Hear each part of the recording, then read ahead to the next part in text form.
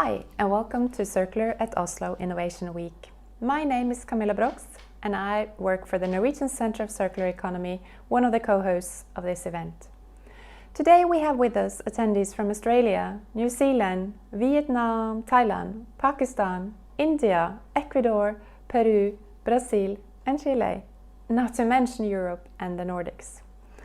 And we have speakers from Scotland, the United States, Sweden, Israel, the Netherlands, the UK, and Norway.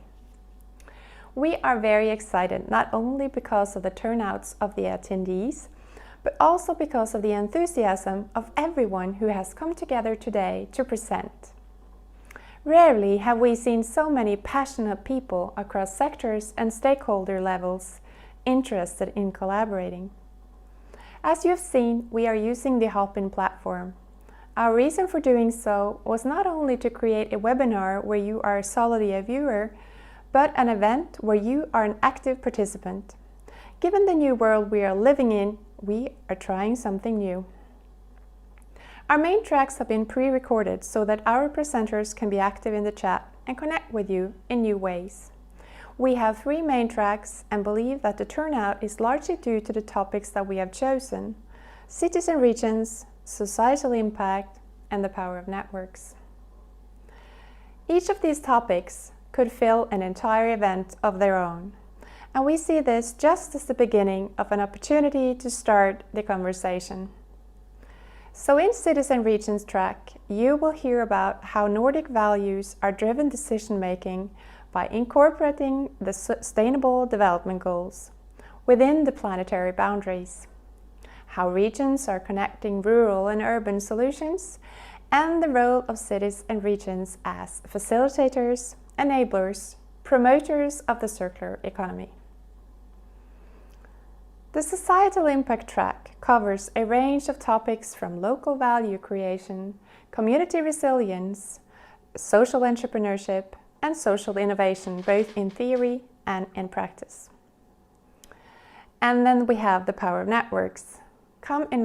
Networks come in many forms: place-based, sector-based, multi-stakeholders, grassroots, just to name a few.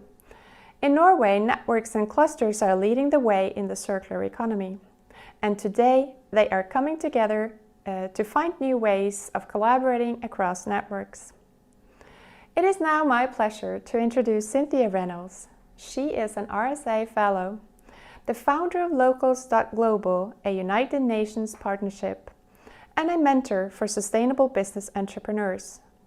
She uses her local community in Norway as a test lab for circularity put into practice, supported by digitalization through a local food distribution system, establishment of the Nordics' first smart library of things, and supporting the local share and repair movement. What many people do not know is that she is also the system architect behind the Circular Regions platform, which has been selected as one of the most innovative solutions to accelerate the circular economy in cities and regions, presented at the Smart City World Expo Congress. Once again, pleased to welcome Cynthia Reynolds. So, what is the circular economy? I'm preaching to the choir here, but the truth is we need to be able to convince everybody, to be able to enable them to understand that they are a piece of this puzzle. When we wanted to look at some of the definitions for how we would define it as part of the Circular Regions Initiative, we did not want to come up with a new definition. We all know there are too many out there. But we found some research, and it was based on solid data. It was a study done in 2017 on 114 different definitions of the circular economy.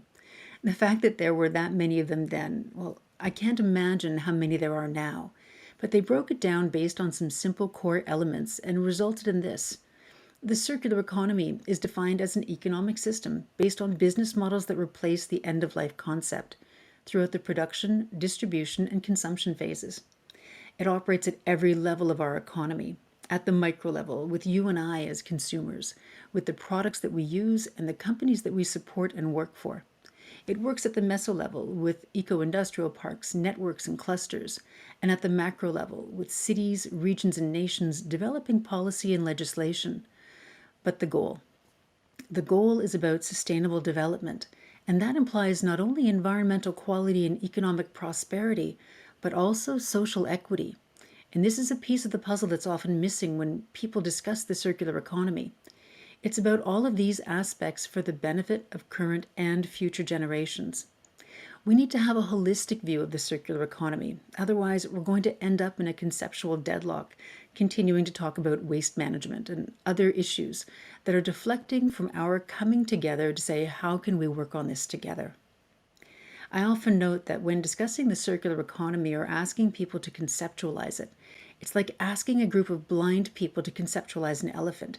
You have industry holding on to the legs saying, we're the pillars, we're going to make this move. You have policymakers holding on to the trunk saying, I'm going to lead the way. I'm not exactly sure how or where, but this is my role. You have NGOs holding on to the tail saying, I'm a piece of this, please don't run off without me. And we have us, every single one of us who are under this huge girth thinking this is too big for me to understand my role. The national strategy is scheduled to come out later this year in Norway. And recently, a woman that I know who I have great respect for was asked at the Norwegian National Conference, what do you want out of a national strategy? And she said, I want everyone who reads it to say, now I know my role. Now I know what I have to do to make this happen. And I think that that can only be done by having a big picture concept of it and making sure that we build back better in a way that is not business as usual. And that has been the foundation of the work that we've been doing with circular regions. But the challenges lie ahead. Stakeholders at all levels face challenges that cannot be solved alone. Cities represent almost 2/3 of global energy demand, producing up to 80% of greenhouse gas emissions and 50% of global waste. As stated by the OECD, the circular economy is receiving increased attention as a new socioeconomic paradigm to organize the use of resources. This is particularly relevant in cities and regions at a time when megatrends such as climate change, population growth, and urbanization are affecting the way that goods and services are produced, delivered, and consumed. The global competition for talent has intensified dramatically, not only for businesses and employers seeking to innovate and lead, but also for cities and regions, for whom a more diversified mix of professionals and innovators has become essential to ensuring their success. Smart cities need to focus on people while using new technology, innovative methods, collaboration, and co-creation to become more sustainable, attractive, productive, and resilient. Industry. From large international conglomerates down to small businesses, they need to transition to circular business models. Some of the hurdles they face include limited access to relevant circular initiatives and the identification of partners interested in collaboration. Currently, identifying relevant best practice solutions is resource intensive and often futile.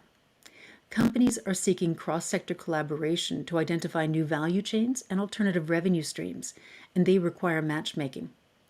Marketplaces, both B2B and B2C, require critical mass, cross-sector adoption, and regional penetration in order to be effective. Municipalities must facilitate coordination between urban and rural areas in their region. This is needed to improve synergies across local and regional levels of government, allowing them to work towards common goals and share consistency between the local and regional initiatives. Unfortunately, the resources required are often lacking. And individuals, they need access to products and services that support social equity, well-being, reduced material consumption, and responsible production. And countries need a strategy and roadmap to transition to a circular economy. Policymakers need to understand the current situation across all of the sectors, including the cultural, technological, market, regulatory, and social barriers and enablers associated with each sector. They also need to understand the social, economic, and environmental impact initiatives have in order to prioritize funding and policy recommendations. Regions. They're all unique. Each one is defined by nature, their culture, and their history. But the future of those regions, it's defined by people. And understanding the unique needs of these regions requires data. This is not often aggregated or presented in a way that's easy to understand. So what is the solution? We need to obtain a detailed understanding of the circular economy in regions, identify and connect stakeholders, stimulate opportunities, and implement the technology to scale the impact. The OECD Circular Economy in Cities and Regions Program Action Plan for the pilot city of Umeå has the mapping of existing circular initiatives listed as the first recommendation to obtain a deeper understanding of the circular economy related initiatives and those with the potential to contribute to the circular transition, helping to identify the sectors where the initiatives are taking place, identify gaps, build on good examples, learn from best practice as well as failures, develop an understanding of what the circular transition means for each sector, and explore potential cross-sector synergies and their common features. The system architecture, developed as the backbone for the Circular Regions platform, can map any initiative by any stakeholder. It identifies a range of data points and aggregates them into a dynamic relational database that is linked up against the European Union's Circular Economy Action Plan as part of the new Green Deal. This will support the development of tools to be used as resources for policymakers, locally, regionally, and nationally, with data on impacts, barriers, and enablers. Industry, as well as small and medium-sized enterprises seeking partners for innovative new solutions, and identifying new business opportunities for networks and clusters and industrial parks to help unlock opportunities for their members. For public officials working to help document and support the United Nations Sustainable Development Goals, research and academia can use it to work on circular and carbon neutral business models, NGOs to network and replicate identified impactful solutions, and for citizens to be able to support social well-being, reduced material consumption, and responsible production. We have spent the last 2 years working with public entities from large urban centers right down to rural communities across the region and beyond. We've worked with grassroots organizations and industrial networks and clusters to help refine our data points, holding workshops with some of the country's largest business networks to identify their barriers, enablers, and impacts. We believe that some of the most impactful circular solutions out there already exist, but they're lacking the visibility, resources, and networks required to scale the impact. Our data points have been open sourced and made available by the European Union's Circular Economy Stakeholder platform. We work via a distributed network of systems entrepreneurs, not only in Oslo, but in a growing number of Nordic countries as well.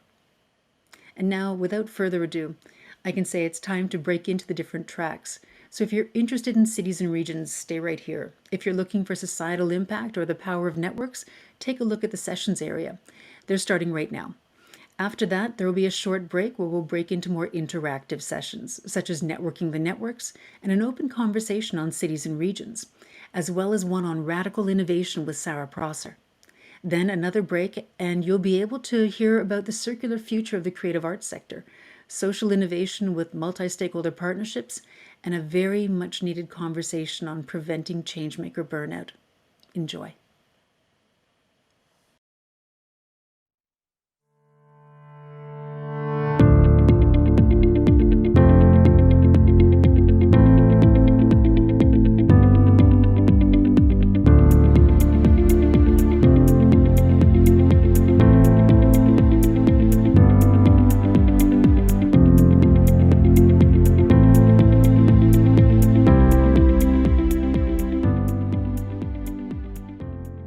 The Circular Regions Initiative is built on a multi-stakeholder principle. And why? It's because we're living in a globalized world with a population heading towards 9 billion people, putting the Earth's resources under immense pressure. It's clear that challenges and opportunities that we face are large and complex. Our actions are linked with the actions of others. Our solutions are embedded in a web of interlinked interests and responses, and we cannot work alone. New approaches in how we use and share our resources and how we find solutions that function within the planetary boundaries requires innovation, moving from organization-centric behaviors to mission-centric behaviors.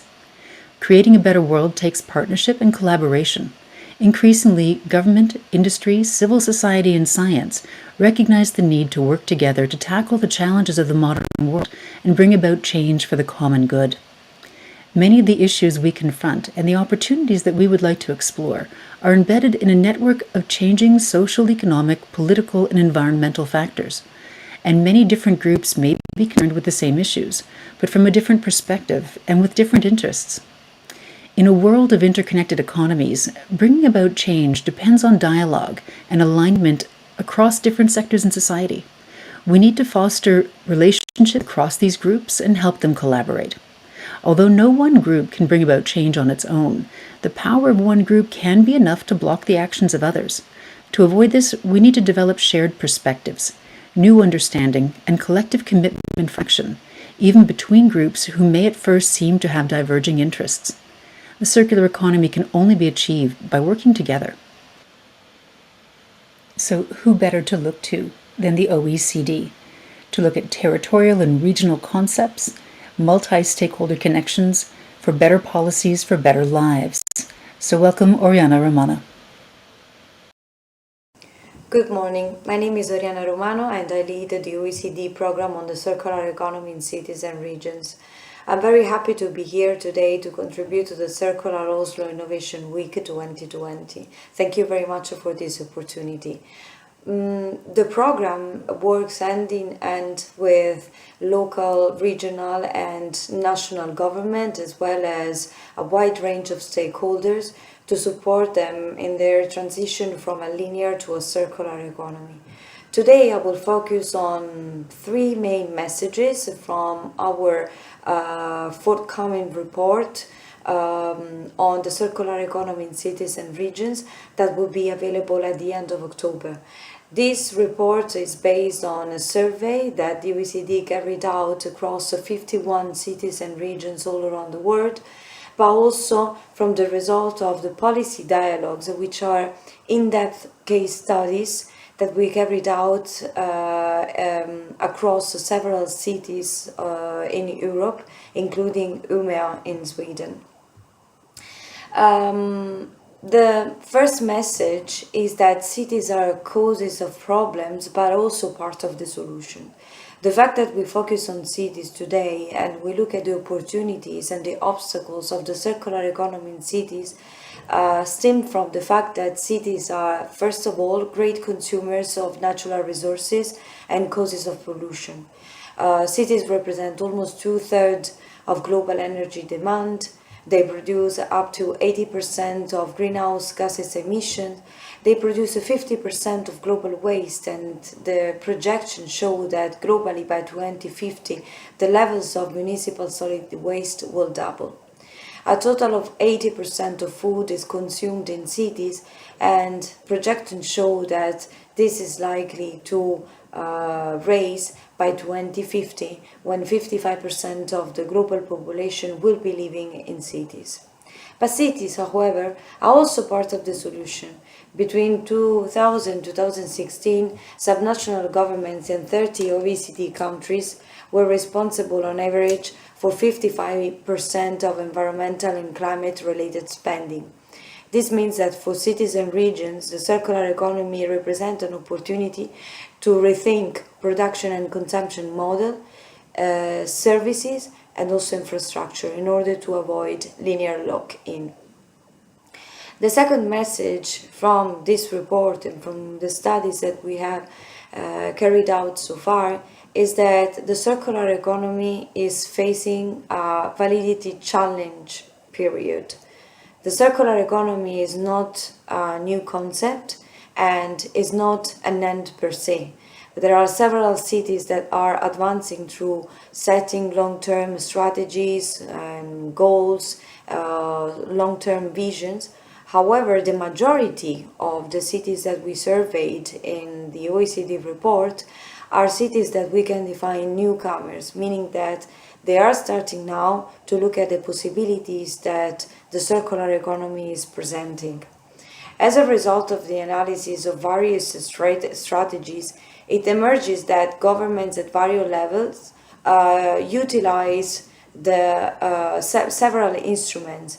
For example, digital tools in order to enable circular economy. This is up to 51% of surveyed cities and regions. 84% of this sample uses pilot and experimentation. 61% of surveyed cities are implementing capacity building initiatives as a necessary condition to advance in the circular economy transition.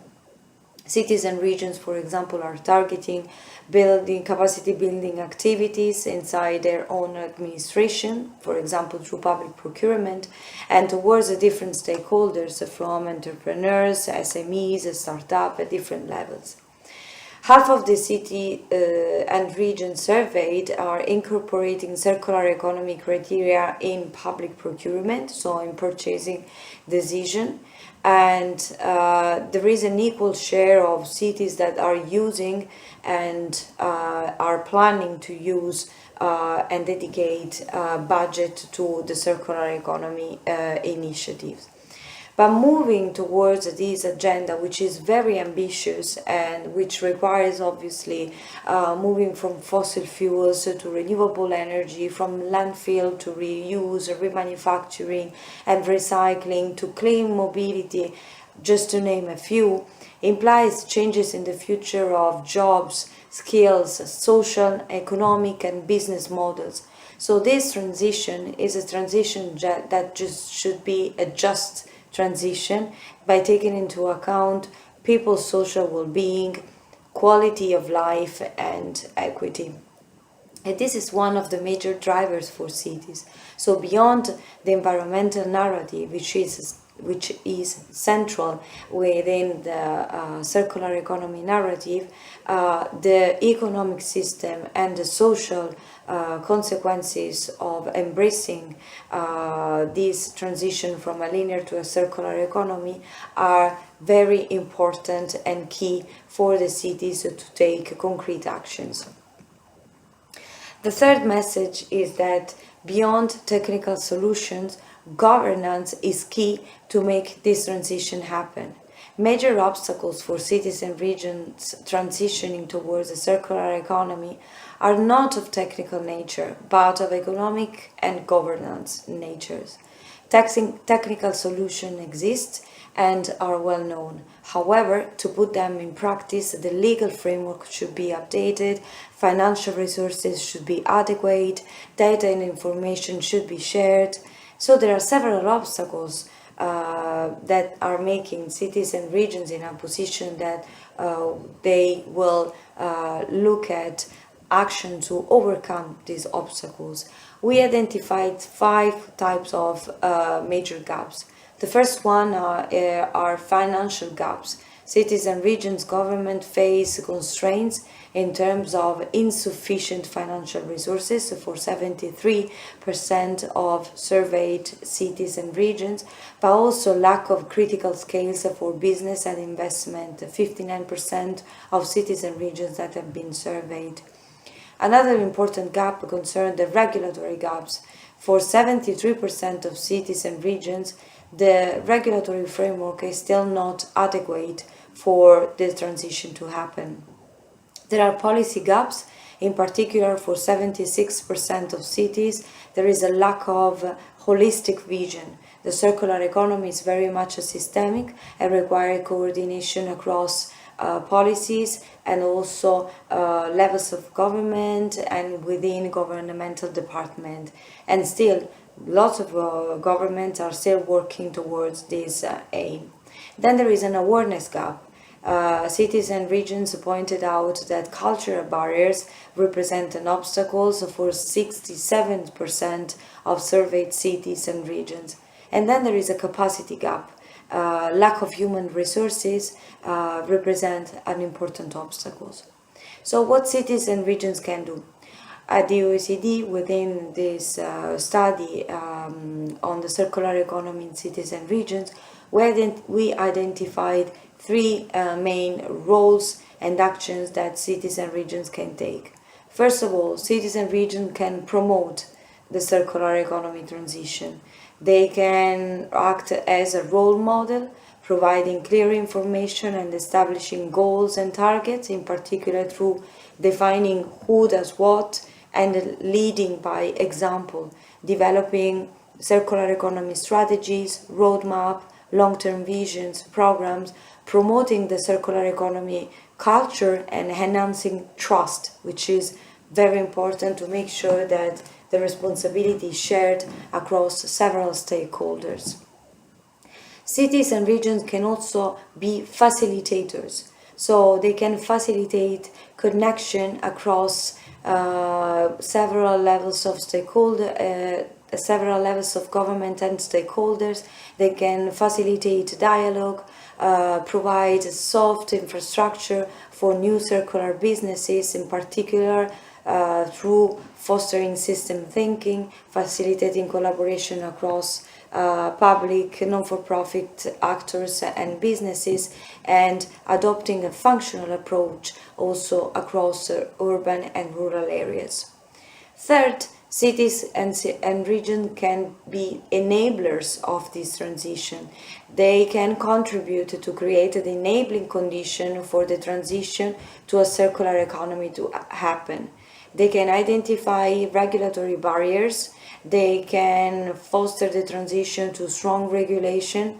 They can help mobilize financial resources and allocate them efficiently, as well as adapt human and technical resources to the challenges to be met. I just would like to conclude this intervention mentioning the role that the circular economy can have in the post-COVID-19 crisis. Cities and regions are taking action towards the green recovery that would include circular economy principles. The COVID-19 has put the world on standby, unlike any other economic, social and climate crisis. Government should encourage a more efficient use of resources, more sustainable consumption and production patterns in line with the SDG 12. As such, the circular economy can help keep the value of goods and products at their highest, prevent waste generation, reuse and transform waste and resources, especially in cities where the most part of the population lives and will be living in the future. Many thanks for your attention.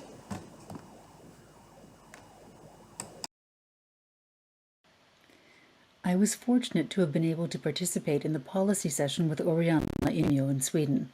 A little closer to home, another OECD program was underway right here in Norway.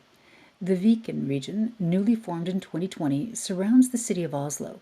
It is composed of 51 municipalities, is home to nearly 25% of the Norwegian population, and accounts for 7.6% of our landmass.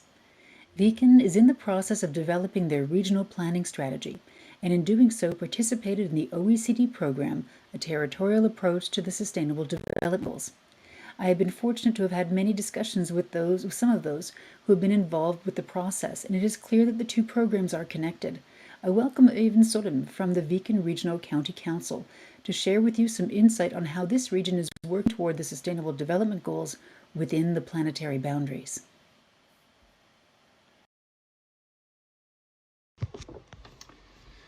The County Council for the Viken region, where I am an elected representative for the Green Party, has decided that the UN Sustainable Development Goals will form the framework for the management and development of all the upcoming regional main plans in the Viken community. We have participated actively in the OECD's program for sustainable regions, and believe citizens and regions together with corporation and other relevant groups of concerned citizens are necessary parts of the solution. It seems clear that it's not wise to wait for the national states if we shall reach the SDGs and make a sustainable society within the planetary boundaries, preferably within 2030. Regional planning strategy is the county's foremost tool for exploring, designing and triggering regional cooperation in different areas of society. We have defined the goals in line with the overall objective of the 2030 agenda to ensure sustainability for humans and the planet by the year 2030. As part of this, circular economics is also one of our central efforts. Today, we know that economics, inequality and environment affect each other mutually. We also know that the world's climate and environmental systems are weakening in ways that threaten our future. Solving climate change is about reducing greenhouse gas emissions while also tackling the environmental, social, economic consequences of ongoing climate change. This knowledge has made Viken to take the planetary boundaries as the basis of our work. Climate, nature and the environment are prerequisite for meeting both the social and economic sustainability goals. To achieve the desired social development, it is our opinion not enough to work only with the selected SDGs. We need to think and work in new ways and open up to radical changes. The work involves addressing the causes of poverty, inequality and environmental changes. Loss of species and biological diversity, ill health, climate challenges and other major and complex challenges affect different parts of our society. These are major challenges that one player alone will not be able to solve. The solutions must be found across management levels, sectors and disciplines. Work must be made both locally, regionally, nationally and globally in cooperation between public and private actors and both business and research and educational institutions.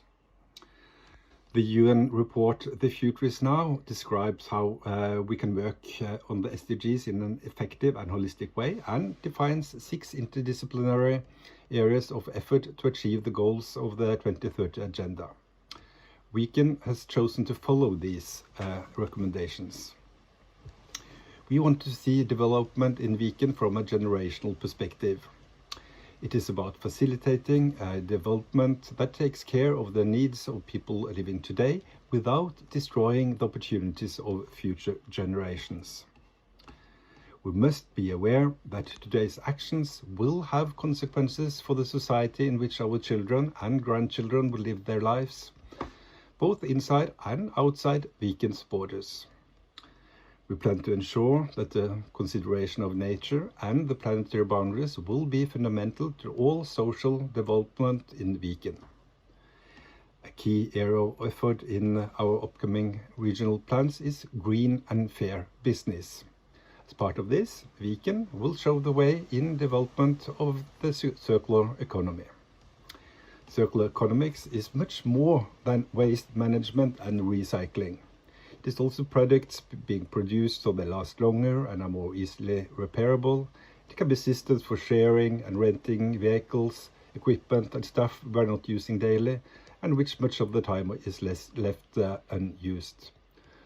Circular economy can also contribute to more local jobs related to repair or equipment libraries and other fields. It's really about most of what we surround ourselves with and consume to how the construction industry should evolve.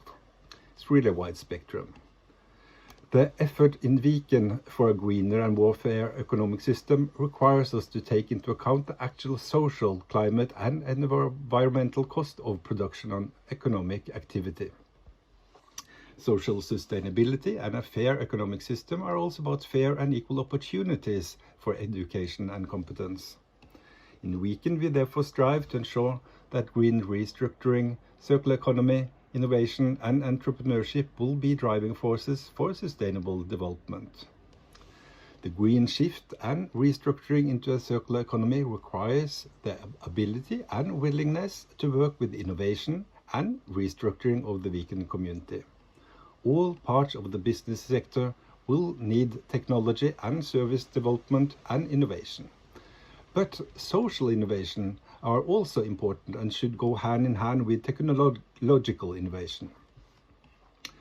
On the road to sustainability, to the sustainable society, both the county, municipality and the rest of Viken community must contribute to a sustainable economic system by replacing the traditional buying, using and throwing economy with an economy that reuses the resources.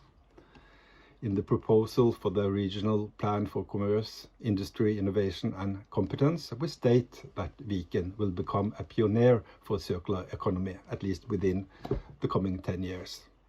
We are also planning a regional plan for increased quality of life, participation and equality. Luckily, circular economics will also involve strengthening structures in people's local environments and is thus important for quality of life and social sustainability. Circular economy is thus not only important for economic or environmental reasons, but equally because of the contribution to quality of life and a strengthened societal glue. Basically also for doing what we can to secure welfare, safety and freedom of choice for the coming generation. So, thank you. It is clear that the Sustainable Development Goals in the circular economy are deeply interconnected, well beyond SDG 12 and 17. This is one of the core elements of the Circular Regions Initiative.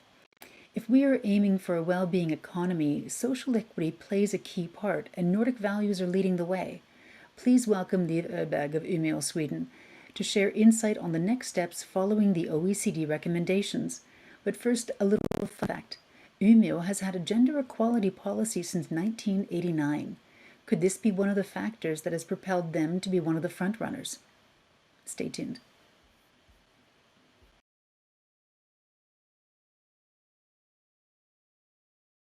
Hello, my name is Liv Öberg and I work as product manager for circular economy in the city of Umeå.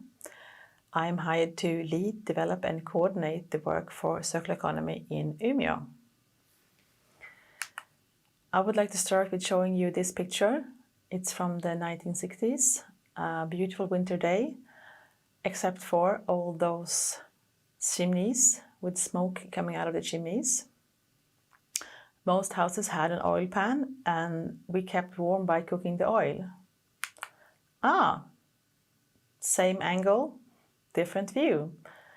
As you can see, there are almost no chimneys shown on the picture. There is one clear, and that is actually water vapor. So, what has this to do with Umeå wanted to become a role model in circular economy? Well, I think it's good to know your history. Umeå has early on been an open and devoted city. Umeå was one of the first cities to change from oil to district heating. And district heating for us is to heat up the waste that cannot be recycled. And from other places than Umeå, they sent their waste to Umeå, to our heating plant. And in fact, Norway is sending some of their waste to Umeå to become heated in our heating plant. During 2019 and 2020, Umeå was part of a OECD program called Circular Economy in Cities and Regions, together with Valladolid in Spain and Groningen in the Netherlands. And this was a very rewarding experience for the city. Apart from experiencing the professional work from the OECD team, the connections and benchmarking with the other participating cities, the OECD concluded a full report and 18 recommendations for us. And for Umeå, we are at the beginning of this journey. But thanks to the OECD, the work, and their recommendation and their report, and I must say our strong leadership with full support from the political leadership, we can make a change. We have also made up our minds to become climate neutral in 2040. Out of the 18 recommendations, we have decided for 3 as a priority at the moment. And the first one is mapping. We are going to map current circular economy initiatives in our city and in our region to have a good picture of the reality. Second is circular economy culture. We want to promote and foster a circular economy culture, working together with our businesses, with our citizens, and with our NGOs and organizations. The third one is green public procurement.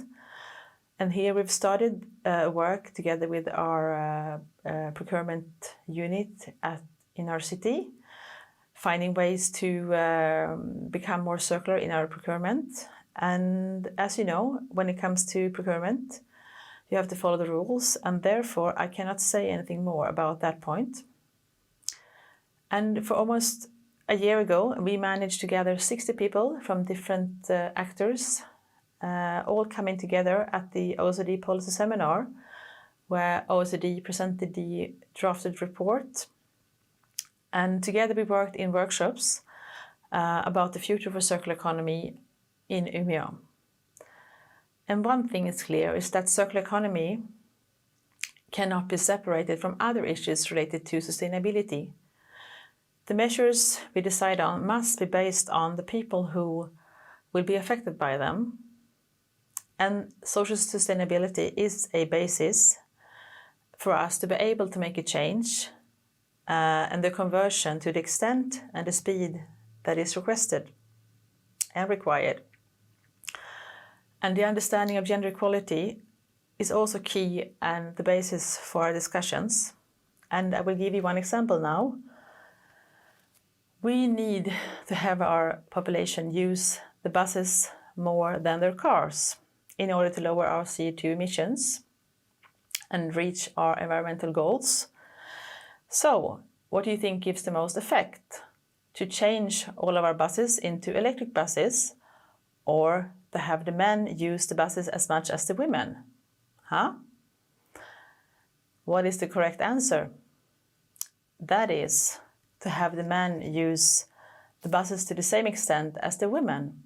Then we would reach our environmental goals for public transport.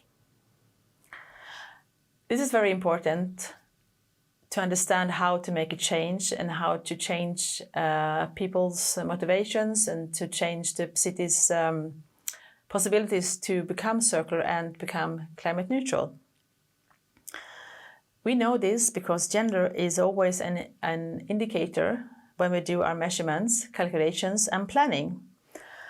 Also because we know that a dynamic city not only attracts innovative business and people, but also allows our people to become innovative and open to change.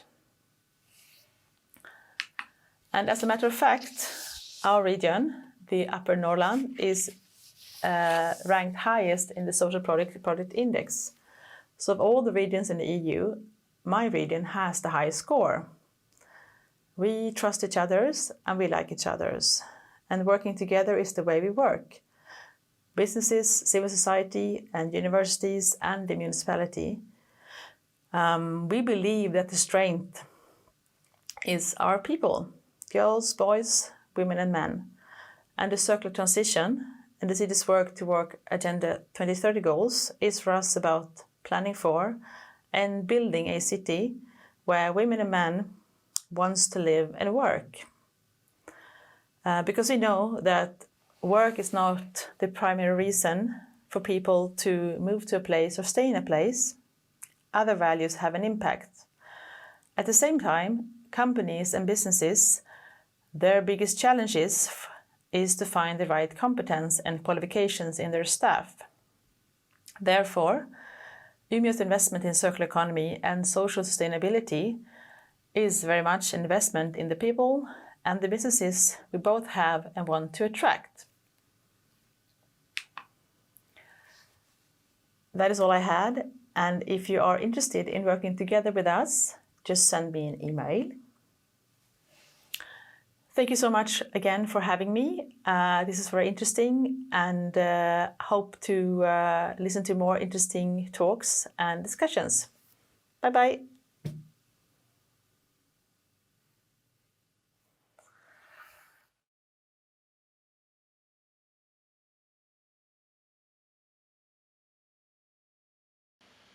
Umeå is a fascinating city and one of Europe's fastest growing municipalities, moving from 130,000 to a projected 200,000 in 2050.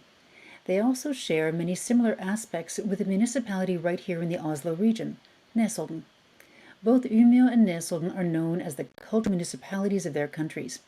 They have a significant number of walking, skiing, and bike trails. They have some of the country's most environmentally aware citizens and have a strong history of sharing at a local level. So now I would like to welcome Truls Wittgen, Mayor of Nesodden, to introduce the Nesodden report being released today. You can visit the expo booth to request a copy. It focuses on the smallest loop in the circular economy, aiming to create the biggest impact.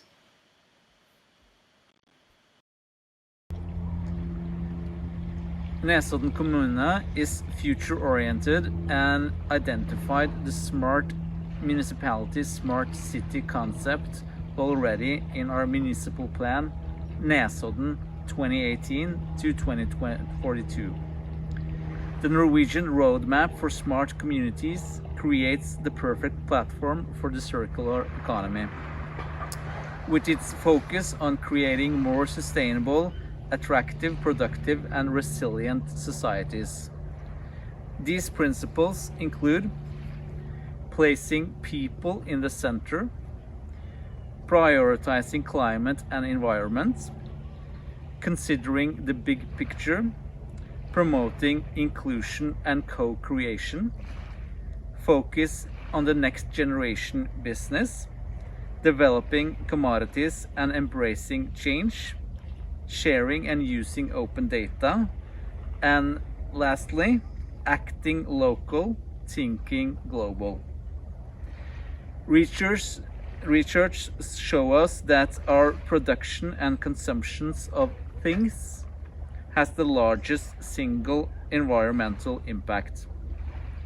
In order to reduce the number of things in the local communities, we need solutions that give all the stakeholders, from individuals to industry, safe and easy access to what they need, where they need it. This will support the shift from a consumption-based linear economy to a circular economy, while focusing on the smallest loop to create the biggest impact. Making resources available and visible enables them to be better utilized by everybody. This fits perfectly with the Smart Region strategy, supports the UN Sustainable Development Goals, while focusing on triple bottom line: social impact, environmental impact, and economic impact. The Nesodden report looks into common resources, current methods of sharing, the technology required, economic and social impact, motivation and barriers, and new business opportunities. Nesodden has the ambition to support Viken's regional and Norway's national strategy through being a pioneer in the circular economy. There are changes ahead at all stakeholder levels, and we see this as an important step to moving forward. We hope that you find the report interesting and that you appreciate our contribution to the global and local level. We are looking forward to working with this in the future. Thank you. The Nesodden Report: Mapping, identifying the potential for optimizing asset utilization across sectors and stakeholders for place-based innovation. At a time when sharing was at its hardest, data for this report was collected, making this the first report of its kind that we are aware of on the collaborative consumption in the wake of a new normal. The goals of the project were to establish the needs, motivations, and obstacles of stakeholders in the community to scale and support responsible consumption and production amongst and between stakeholder categories, to identify new business opportunities for local value creation, to support the transition toward a service-based economy, and provide an overview of the current state of collaborative consumption in the municipality, including the classes of assets already in circulation and the potential for new solutions. Municipalities have a unique opportunity to deliver mitigation options in addition to national action. As stated in the C40 Cities Report, The Future of Urban Consumption in a 1.5-Degree World, municipalities can clearly reduce their direct emissions, as well as have a role in reducing the emissions that occur outside of their borders as a consequence of consumption. A study conducted by SINTEF together with the International Labour Organization shows that the circular economy does not lead to unemployment, but in fact a scenario with higher circular economy measures will lead to a 2.5% increase in jobs by 2030 compared to business as usual. Initial research indicates that an increase in the sharing economy in Norway and the redistribution of spending towards services could have positive effects on Norwegian employment and the economy. Cutting consumption-based emissions will deliver wider benefits for a municipality and its residents. Individuals, businesses, NGOs, and city governments all stand to gain if changes are delivered in the right way. The report provides information on the impact of sharing and reuse, as well as supports the Nordic nations' ambitions to promote a green circular economic transition for industry and for all society, supported by digitalization. This is further supported by the newly published Deloitte report, mandated by the Ministry of Climate and Environment, which states that the potential for increased circularity is greatest in the utilization of new business models and technology, through the development of sharing platforms for better resource efficiency, and through alternative purchasing models, which enable capital-intensive equipment to be rented rather than owned. We reached almost 2% of households and utilized special outreach methods to gather data from those who were unemployed and those who were most vulnerable. Nesodden, for those of you who don't know, has a unique characteristic as a peninsula, impacting logistics and transport. Respondents provided data on where they live and work in order to identify central nodes and contact points for logistics. We identified that 67% of the current organizational lending, sharing, and rental at Nesodden is done informally and without a digital system. Potential self-starters are keen on collaborative consumption, and it may benefit the most vulnerable. In conjunction with the Information Lab, we developed dynamic dashboards to drill down into our data. You can check them out in the expo session for an in-depth presentation. We mapped supply and demand not only for individuals, but for organizations and businesses as well, identifying assets that organizations clearly wanted access to without requiring investment in storage, and identifying anomalies in the data that indicated areas for additional research, such as children's gear and clothing. By inviting local citizens, entrepreneurs, and the third sector, we support project ownership at all stakeholder levels. Understanding the needs and viewpoints of the people promotes the development and identification of features for solutions that can enable new technology to be more effective, supporting a range of services. 48% of respondents wanted to be involved and provide input on the functionality of a collaborative consumption platform. Many of the barriers limiting organizations from sharing their assets, either internally or externally, can be mitigated by implementing a variety of technological features or solutions. In order to gather a better understanding of the needs that survey respondents considered most important, data was gathered based on 5 core elements and crowdsourced additional interest. The world is full of underutilized assets, and the burden of ownership is challenging the consumption economy. The shift is happening. Baby boomers are downsizing, and millennials are not interested in actually owning assets. By transitioning the access over ownership, storage, maintenance, and disposal of assets lies in the hands of organizations, incentivizing them to extend product lifetime through service and repair, support predictive maintenance, design for disassembly, and eliminate planned obsolescence. Nesodden is a community of practice and home to the Nordic's first smart library of things, with collaborations connecting to other local organizations in order to increase their impact and reach a broader spectrum of the local residents. With a focus on local value creation, they not only host the local library of things in MakerBox, they also spearhead the local repair movement with an aim to create new green jobs via Share and Repair Center. By holding pop-up volunteer repair events, they connect the community and put repair at the focus. The repair events serve multiple purposes: seasonal and scheduled maintenance on the inventory at the Library of Things, educating the community on the importance of repair, and enabling them to learn how to fix items that need small repairs, connecting people with those who have the skills required for larger, more complex repairs, supporting the local economy, and teaching the next generation the true value of things. The environmental benefits of the circular economy have received much focus: how it could minimize the extraction and use of virgin materials, cut costs and mitigate supply chain risk, reduce waste and pollution, and more. However, less attention has been paid to how the circular economy can boost local communities and local jobs, both in potential to create new markets for products and services and its emphasis on developing local material loops and shortened supply chains. At a local level, switching to a circular economy from a linear make-take-waste model of production and consumption would involve a radical increase in sharing, repair, reuse, and remanufacture of products.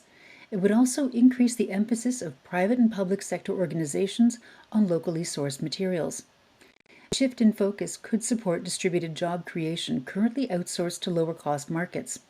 The need for skilled workers to repair products, to turn old goods into new resources, to collect and process recycled materials, and to source materials locally could save municipalities vast amounts of money through the reduction in waste disposal costs and more. New local jobs in repair, logistics, and transport, new services in local fabrication are but a few examples of what local regenerative economies can achieve, not to mention the transition from traditional retail trade. Focusing on service and experience are essential elements of the future meeting points of communities worldwide. With the ability to connect networks of retailers for place-based innovation as well as distributed national networks, we can enable society to collectively reduce their environmental impact while still having access to what they need. In order to support the transition to new business models, digital platforms must support flexibility for organizations across all sectors to test and iterate models without prescribing a specific business model, such as a fixed flat rate percentage of a transaction. This will enable the fine-tuning of membership, subscription, and rental models, as well as free asset sharing within and amongst regional stakeholders. While the sharing economy in Norway is often seen as problematic, Abelia, Norway's business association of Norwegian knowledge and technology-based enterprises, believes that the sharing economy both creates jobs and contributes to necessary and sought-after innovation, stating that it can enable us to better utilize each other's assets, resulting in less production while still maintaining financial activity. This project focuses on business-to-business and business-to-consumer transactions. In doing so, we avoid the pitfalls that support the shadow economy of the peer-to-peer transactions until public policy issues can address it. While the shadow economy is, by definition, difficult to measure, in general, it is seen as a significant part of the tax gap in most countries. Estimates of its size vary from under 1% of gross domestic product in some countries to over 20% in others. A pragmatic approach to defining it breaks down to simply unreported economic activities. By enabling organizations across the public, private, and third sectors, who by design already report and support the local, regional, and national tax base, to increase their economic activity through digitalization and the circular economy, we can support generative trade and positive impact on multiple levels. So check out the Expo area to learn more about dynamic data and request a copy of the report. You can also email info@circularoslo.com to request a copy. Thank you. This marks the end of this part of the Cities and Regions track. After the break, hop into an interactive conversation facilitated by Laura Vidya of Umeå, Sweden, on cities and regions.